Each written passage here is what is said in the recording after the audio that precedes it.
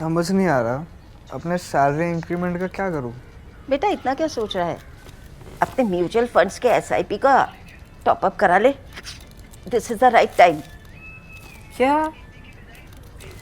समझ में नहीं आया। बेटा इतना क्या सोच रहा है? अपने म्यूचुअल फंड्स का एसआईपी टॉपअप करा ले। This is the right time. अब समझा।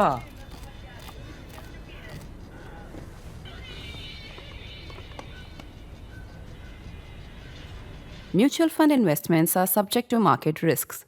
Read all scheme related documents carefully. Hello and welcome to this episode of Geopolitics. It's Swasti with our consulting editor and foreign policy expert, Swasti Rao. In this show, we take questions from our members and everything that's happening across the world, and Swasti breaks it down for us. So let's get started. This one is actually interesting. We had multiple questions on this, so I thought we'd lead with this. Our members at Tanusu1 and Karthik Parashar asked for an update on what's happening in Myanmar, Swasti. So can you tell us what's going on in Myanmar, and specifically, how does it affect Bangladesh? Well, it's a very good question, and it's a complex question because what happens in Myanmar doesn't only impact Bangladesh. Of course, it's very clearly directly impacting Bangladesh, but what's happening in Myanmar is also directly impacting India because Myanmar is and remember that Myanmar is an important Southeast Asian nation as well, and out there it's a bit of an outlier. But from India's perspective and Bangladesh's perspective, I mean, look at it this way, that Myanmar is kind of wedged between India and China. It's also bordering Bangladesh. And when it comes to India, it is touching at least 4 northeast states. Our states like Arunachal Pradesh, Mizoram, Nagaland, Manipur, etc. And the thing is that from India's perspective, I will come to the political instability later, which kind of complicated the things. But from India's perspective, we have been facing, this influx of the Rohingyas from Myanmar for a very long time. And most of these Rohingyas actually come to these bordering states. And one has to understand that the center has a problem with that, and the center wants to, kind of crack down on illegal migrants. But these Rohingyas actually have a lot of, I would say, a cultural proximity with these Mizos and all those tribes out there, and that is why the influx is continuing. So that's one part. Now, very quickly, I hope you understand that it's not just Bangladesh, but also India that is getting directly affected. Now, very quickly, why is Myanmar today such a mess? The reasons are basically two.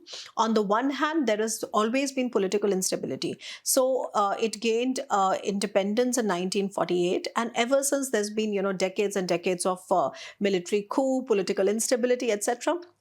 But I think only it was in the 90s when for the first time they tried to have a democratic transition to power. So Aung San Suu Kyi, who is a very well-known figure, especially in India, she studied at LSR, and that's why so many Indians know her so well.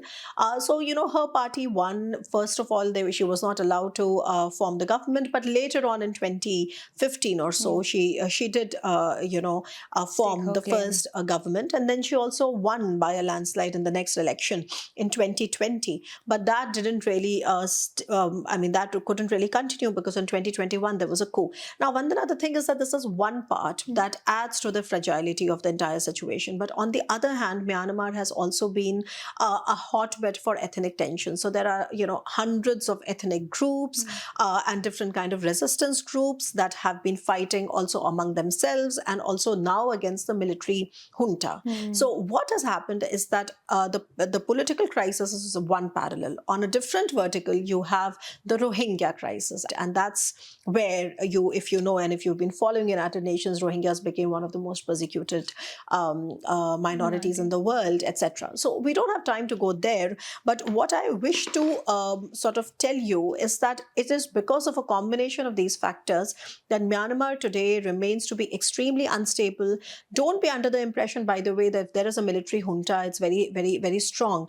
Look at the map and see that today, military junta actually controls very little of Myanmar territory. Most of the other territory is controlled not by one resistance group, but a huge variety of resistance groups that also fight among themselves, And because of all this, because of the instability, it has become a breeding ground for all kinds of illicit trades and activities. Like, for example, I don't know if you know that Myanmar today has outpaced Afghanistan to become world's #1 opium producer.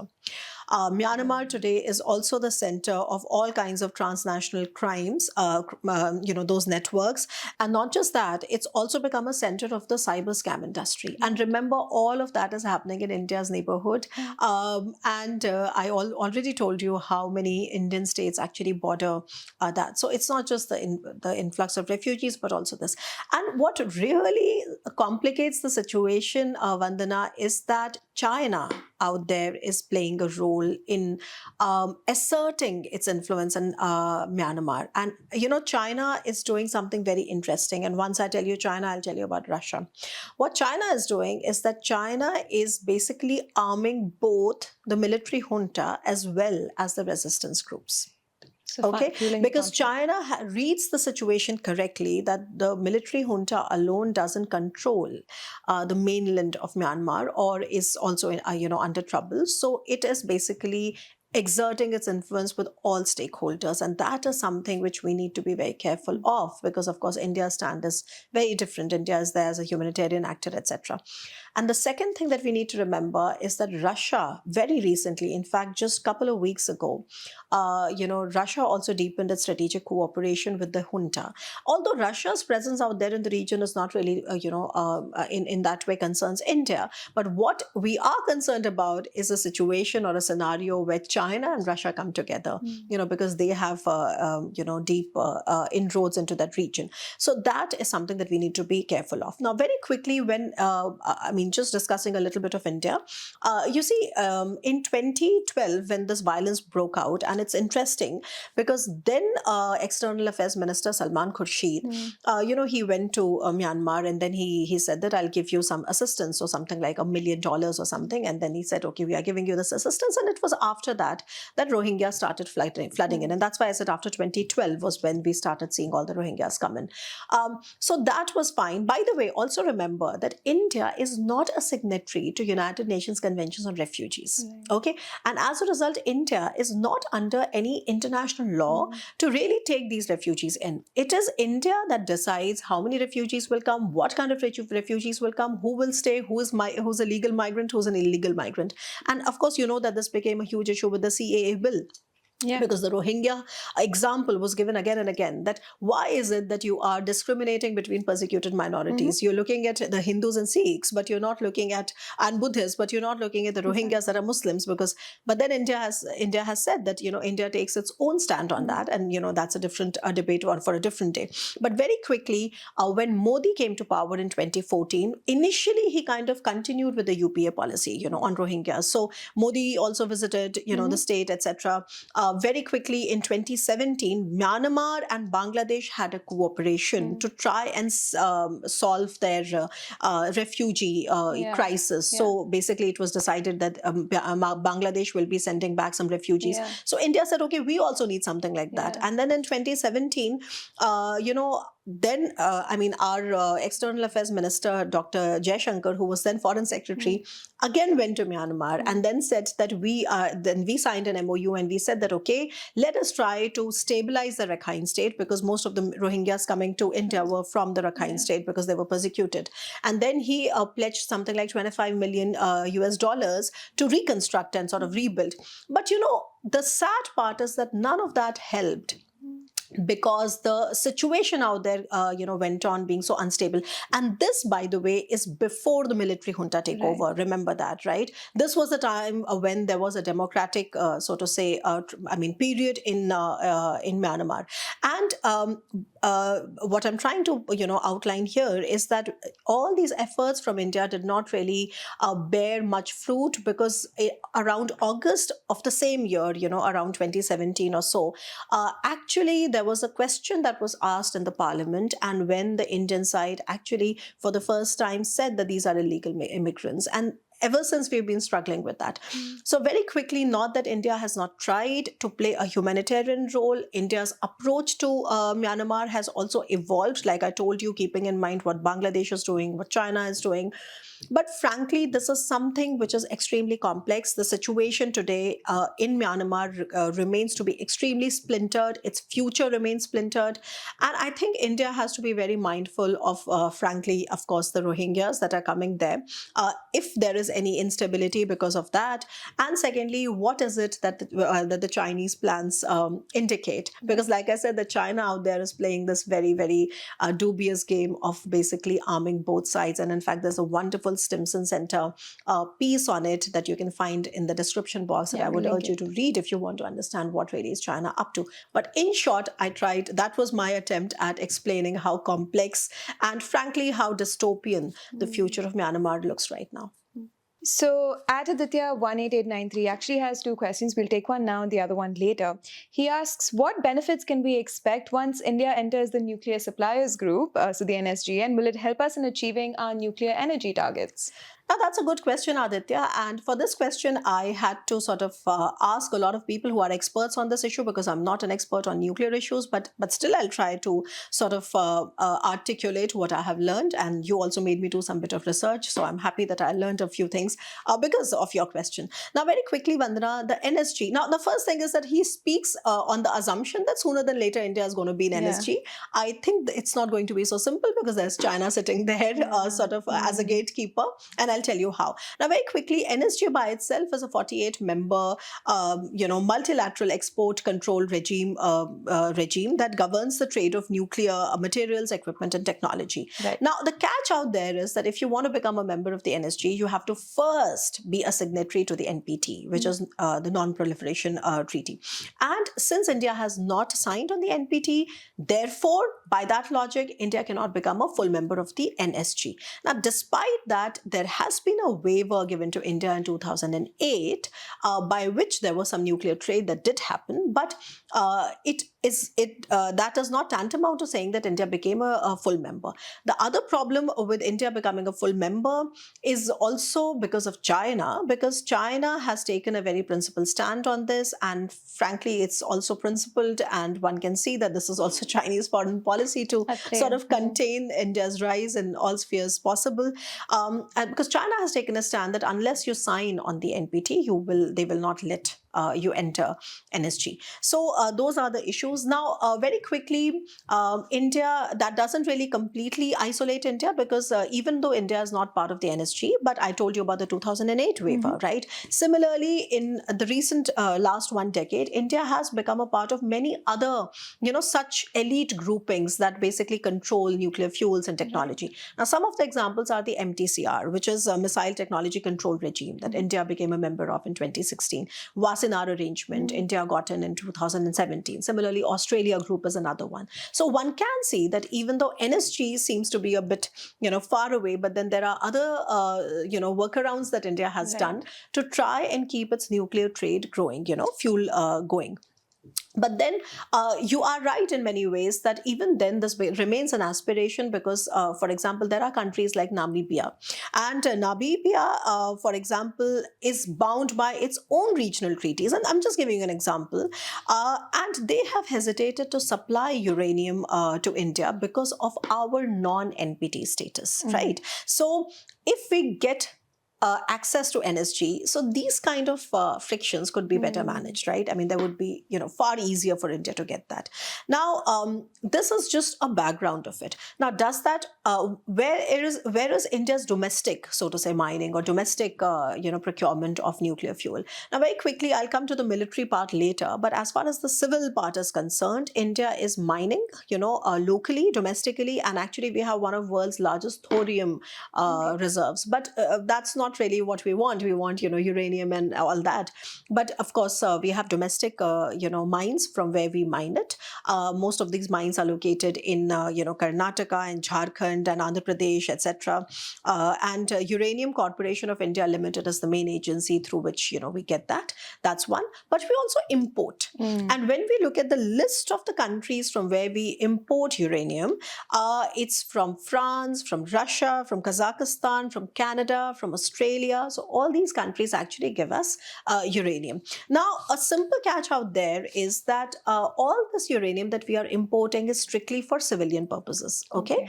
And all the civilian purpose is actually, there are certain safeguards that IAEA has, and we have to comply by that. Now, of course, what we are getting from these imports and also what we're producing domestically, I mean, all these usages are different. So it's not just one substance that we are getting, they're different kind of things. So for example, we're getting natural uranium, and natural uranium is sourced from domestic mines, and we are also getting from countries like Kazakhstan, Canada, and Australia. But then there's also enriched uranium that is required for light water reactors that we have, here in Tarapur and all that, which is mostly imported from Russia and France. And similarly, there's thorium. I also already told you that India has a long-term strategy for it, and which is abundantly available domestically, but it's still, a lot of it is in still experimental stage, etc.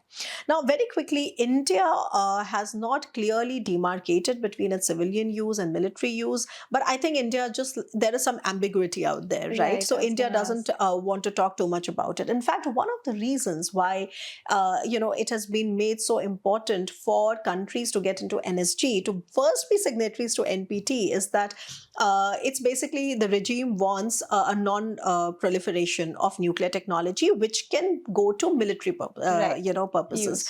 And India kind of maintains an ambiguity, out there.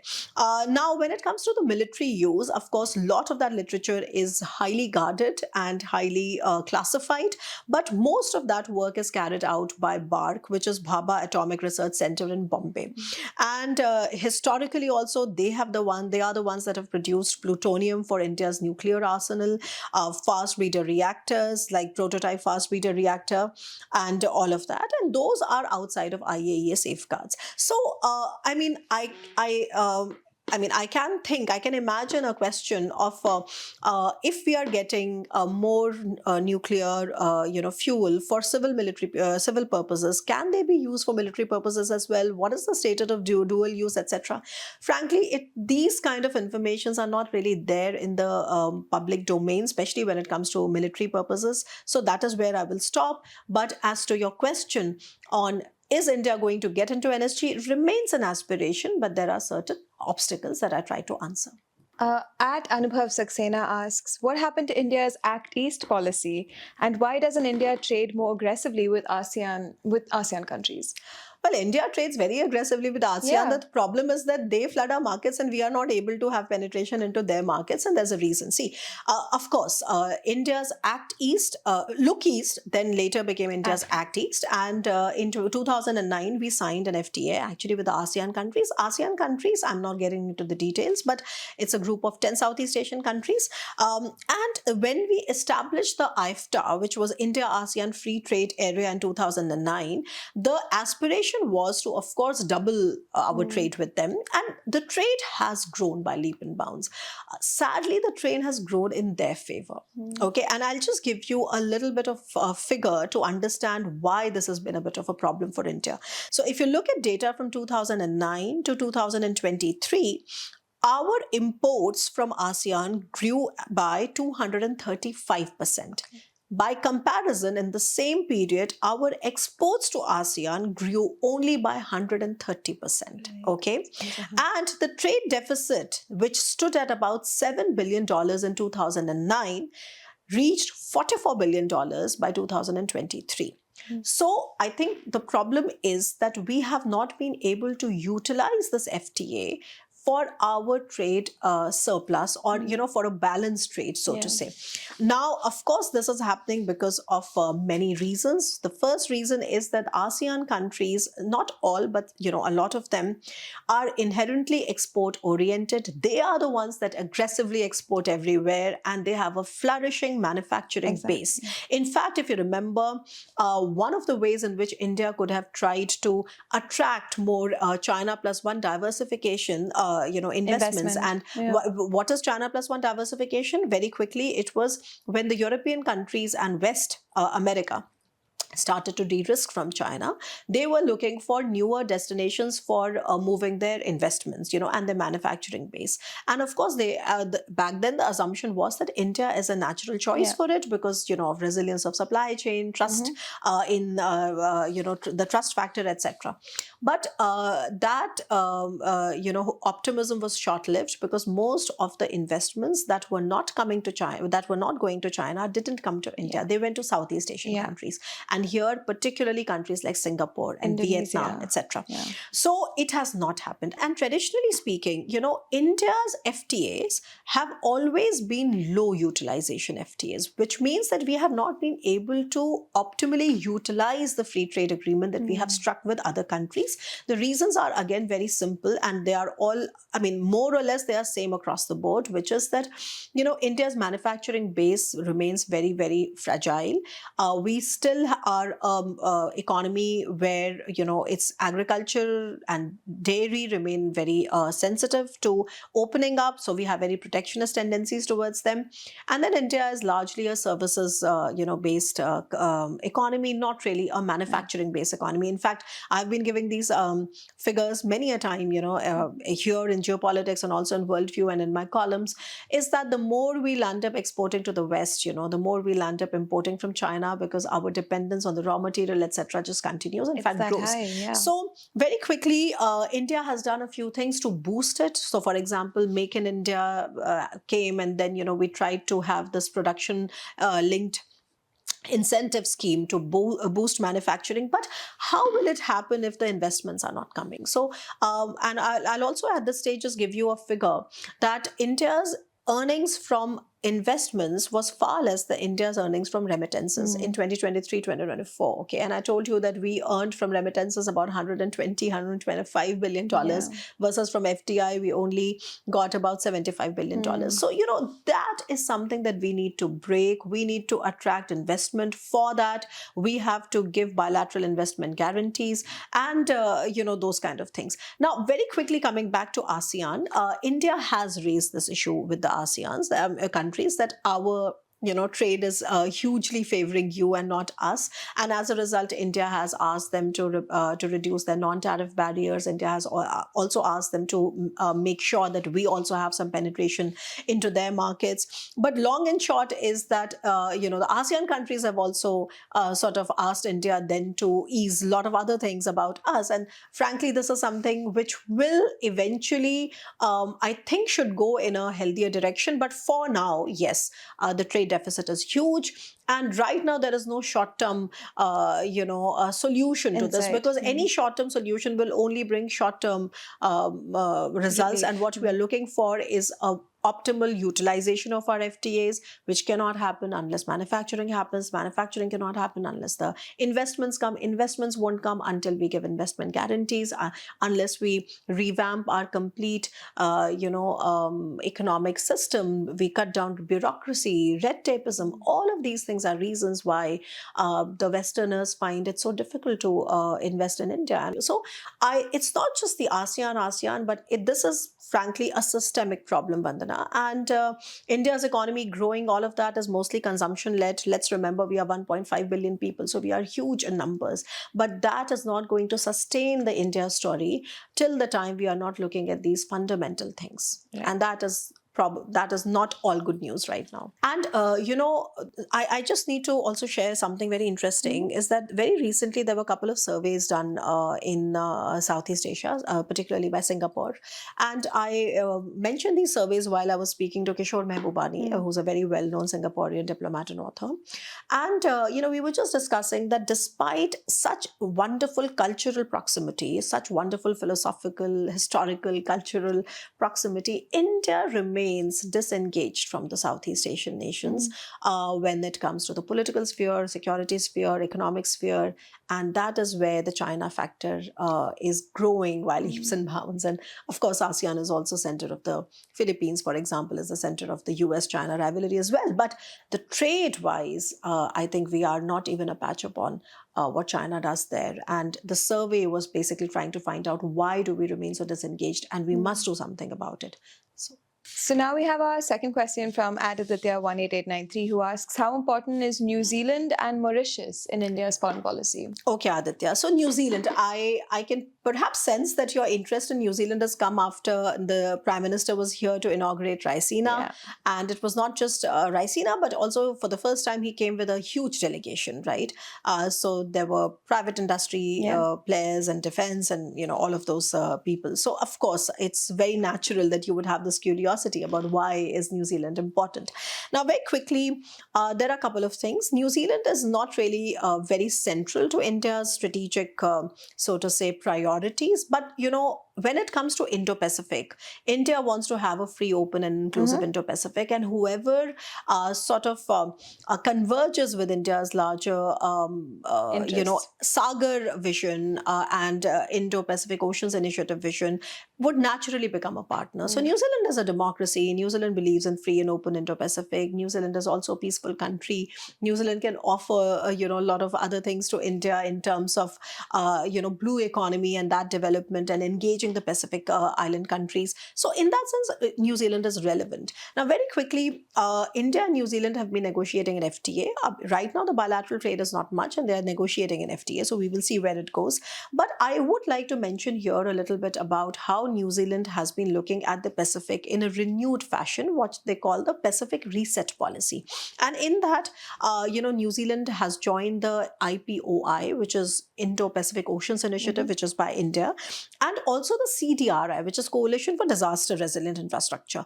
And all this aligns with their Pacific, reset policy because they want to also strengthen their ties with the Pacific Island countries. And as you know, that the Indo-Pacific is an arena which has become a hotbed for US-China great power contestation. And New Zealand is extremely aware of the massive dependence it has on China in terms of economy. So from New Zealand's perspective, all this overtures to India, playing a larger role in the Pacific Island countries is basically twofold. One is to lessen its dependence on China. And of course, India out there is a trusted partner, so it's diversifying. The second is that one of the ways in which the countries of the region are responding to the great power contestation is by engaging the smaller countries more.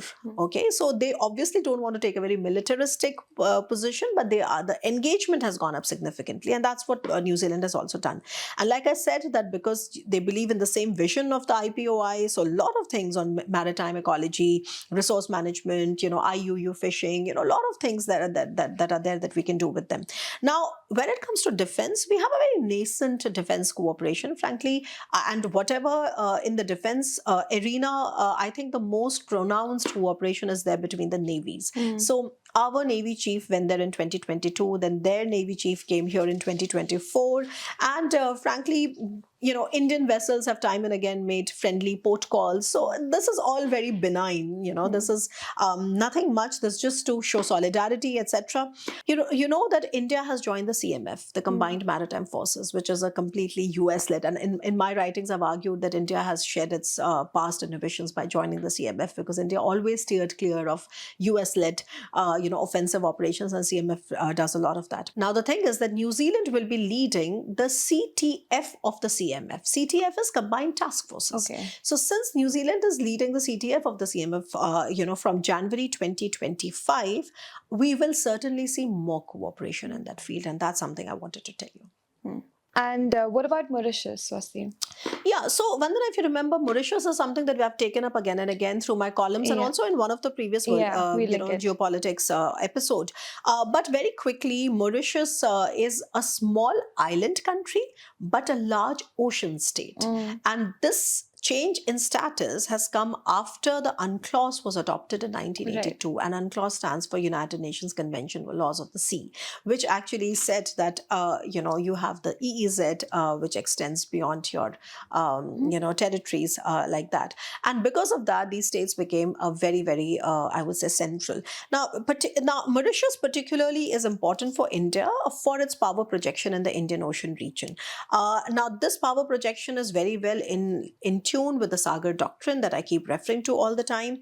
But also remember that Mauritius is not alone there. In the Indian Ocean region, there are 5 or 6 very important strategic island nations that exist, and with, again, the same thing, small island states but big ocean states. And these 6 island countries are Mauritius, of course, is one. The second is Maldives, then Seychelles, Comoros, Madagascar, and Sri Lanka.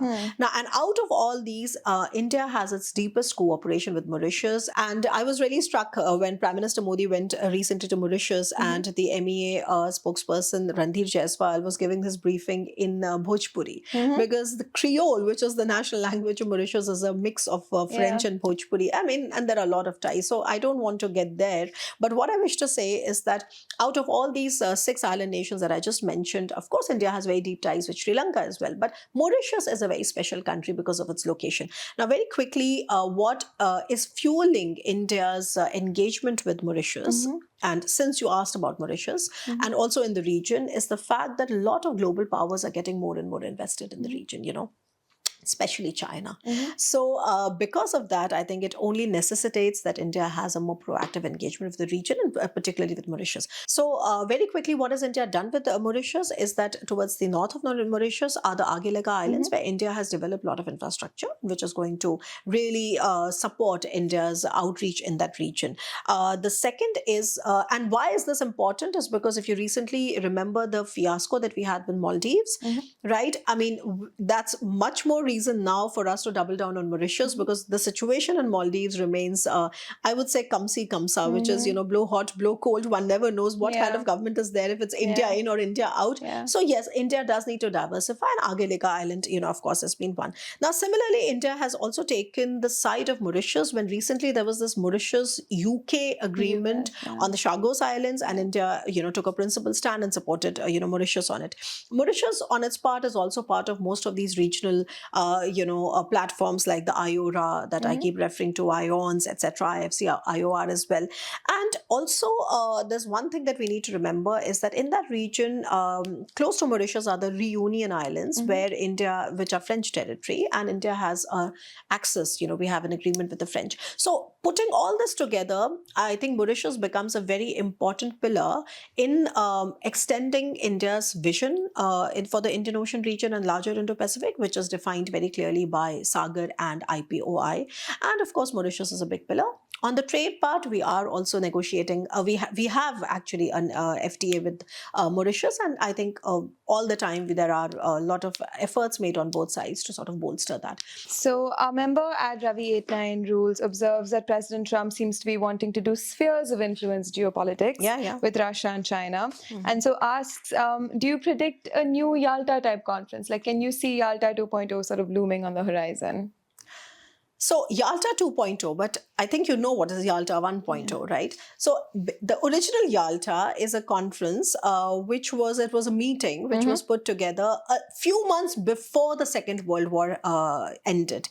And in fact, there were 2 main conferences that happened that kind of decided how the Second World War ended and what kind of world order emerged. One was Yalta, of course. It happened in February of 1945, and it happened in Yalta, which is in Crimea.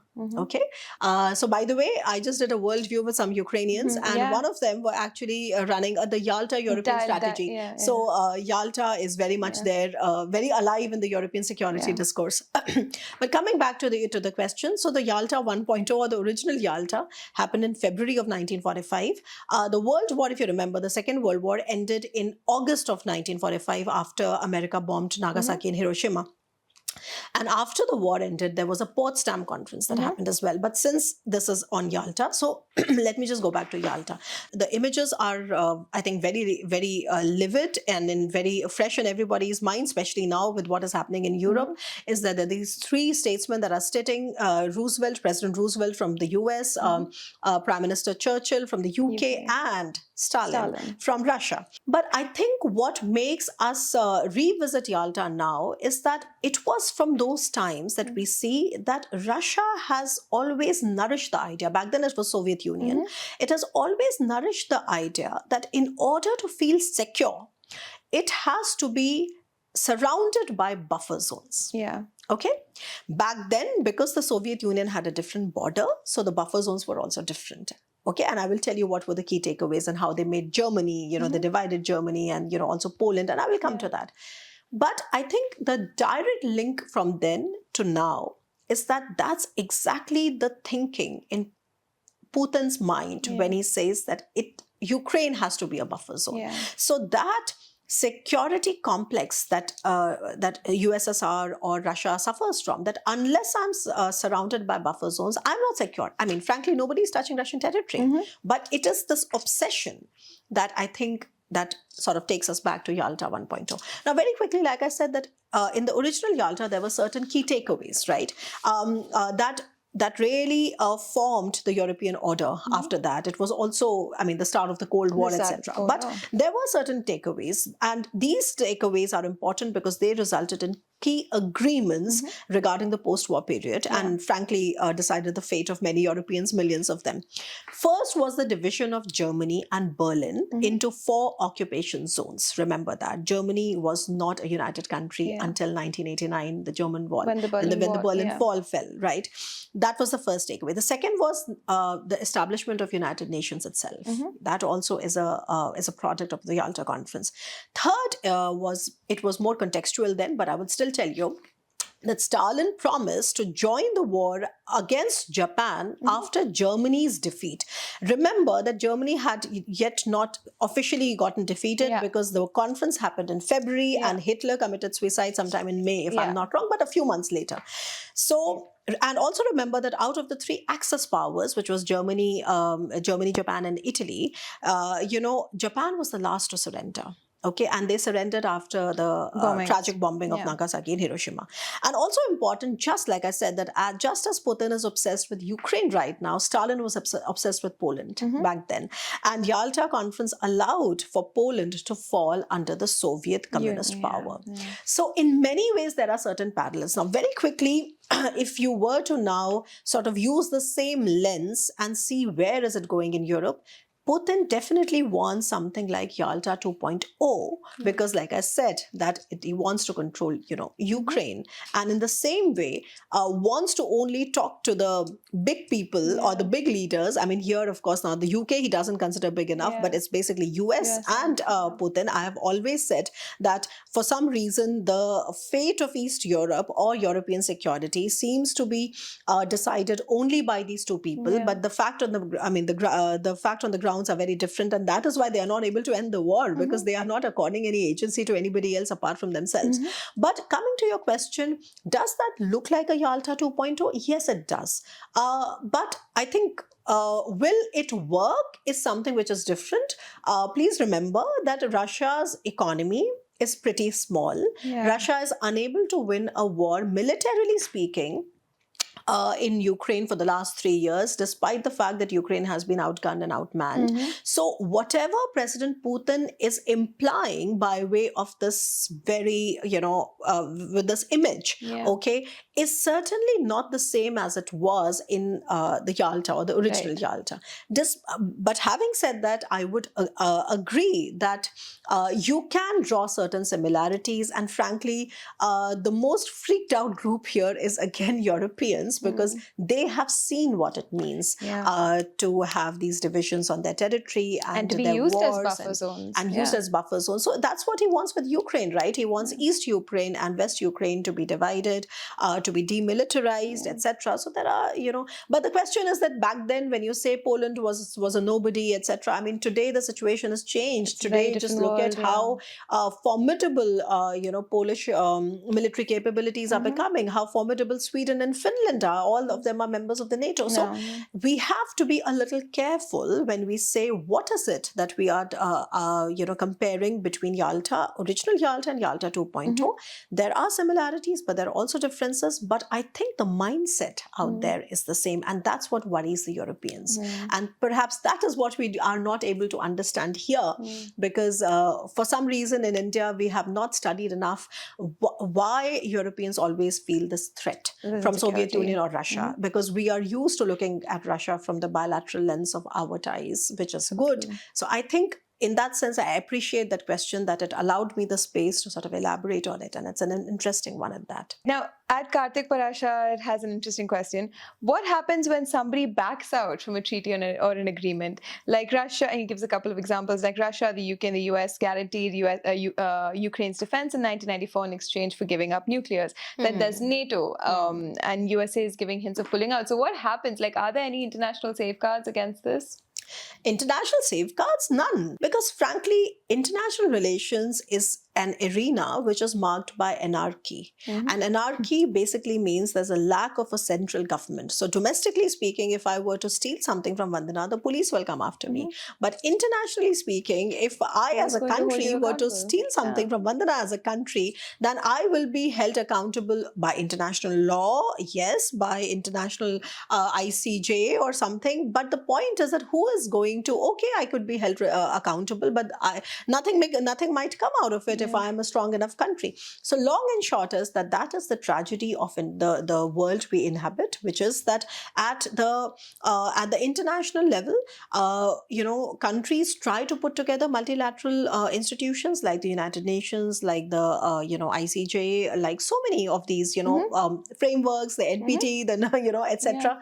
Why? With the hope that collectively speaking, there will be some kind of influence that these countries are going to have, with respect to an outlier. Okay, but if the other party happens to be strong enough, then there's frankly very little that can be done. And yes, when it comes to treaties, I think what you have to see the way it unfolds is that when treaties break, wars happen. Okay, so yes, in many ways, at the Budapest Memorandum, when things were settled in a way that Ukraine was convinced to give back its nuclear weapons in lieu of protection of its territorial sovereignty integrity. I mean, you can see totally that why is it today in Ukraine that everybody goes back to the, to that era, and why Ukraine says that was not really a solid treaty. So what you basically need to give me now is Article 5 collective security guarantee of NATO.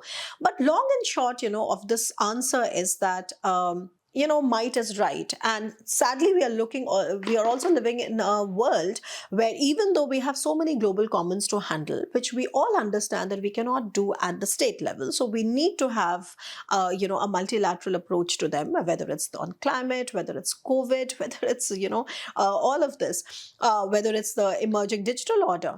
But sadly, there has also been a crisis of multilateralism where multilateral institutions have not worked. The biggest and the richest countries of the world, like the United States, have been using executive orders and coming out from WHO and coming out of the Paris Agreements, Accords, and now also there's threat of coming out of NATO. However, if you remember, I have gone into the length and breadth of telling how it is difficult for United States to come out of NATO. But this is not about domestic legislations. This is about at the international level. International level, sadly, we are living in times where might seems to be right, even though it is not just. Yes, it is in everybody's interest, okay, to have a multilateral commitment to certain rules, and countries do that all the time. The entire discipline of international organizations, international law, all of that is coming from there. So I will not dismiss it. But there is a certain tendency that you do see in authoritarian regimes where Rationality, sadly, is not the order of the day. And what the authoritarian leaders want to leave behind is their legacy. Whether you look at Xi Jinping's behavior in China, or for that instance, if you want to analyze President Putin's behavior in Russia, because for Putin, this is the image that he wants to leave everybody with, that after Catherine the Great, after Peter the Great, it has to be Putin the Great. Similarly, for Xi Jinping, he feels that after Mao, he wants to basically outdo Mao. He wants to be remembered as the biggest leader of the Communist Party, and so on and so forth. And I can give you a lot of examples. Look at what is happening in North Korea, for example. So yes, there is a tendency that we see that in authoritarian states, it's more about leaving a legacy and attaining immortality, rather than adhering to rational side of international relations and cooperations and all the rules-based order that we talk about. Thank you for joining us, Swasti, and thank you for watching. Please join us again next week.